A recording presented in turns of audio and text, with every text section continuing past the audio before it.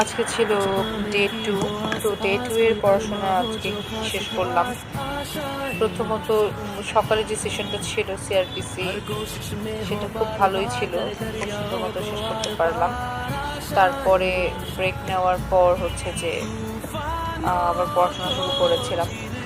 তো সিপিসি গত দিনের যে পড়াটা ছিল, সে পড়াটা কিছুটা রিভাইজ করার জন্য বইটা খুললাম এবং সূচিপত্র থেকে সেকশন ওয়াইজ টপিক কী কী আছে সেগুলো জাস্ট একবার চোখ বুলাচ্ছিলাম।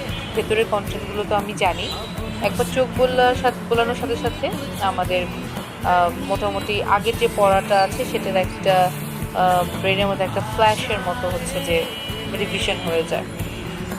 আর যেগুলো মনে পড়ছিল না সেগুলো আবার ভেতর থেকে কন্টেন্টটা আবার দেখে নিয়েছিলাম যে ওই সেকশনের ভিতরে কী কী প্রভিশনস ছিল, যেগুলো ভেগ মনে হচ্ছিল সেগুলো আবার রিভাইজ করেছি।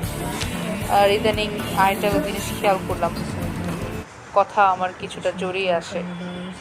এই জিনিসগুলো আমি আগে ডায়েরিতে লিখতাম, ডায়েরিতে লেখা প্রেফার করতাম যে আমার প্রতিদিনের আপডেটটা কী আছে। কিন্তু লেখার ফ্লুয়েন্সি যতটা ভালো, কথা বলার ফ্লুয়েন্সিটা তার থেকে অনেক অনেক বেশি খারাপ হয়ে যাচ্ছে। তো কথা বলার প্র্যাকটিসটা রাখতেছি। মাঝখানে একটা বছর শুধুমাত্র চেম্বারে মুখ বুজে কাজ করার জন্য কথার ফ্লুয়েন্সিটা নষ্ট হয়ে গেছে। আগে তো ইউনিভার্সিটিতে ডিবেট করতাম, বিভিন্ন প্রোগ্রামে কমিউনিকেট করতাম, প্রোগ্রাম হোস্টিং ছিল, আরও বিভিন্ন কাজ করতে হতো। তো মোটামুটি কথার ধাঁচ আমার ভালো ছিল। ইদানিং কথা জড়িয়ে আসে, শব্দ হারিয়ে ফেলি, কি বলবো বুঝতে পারি না।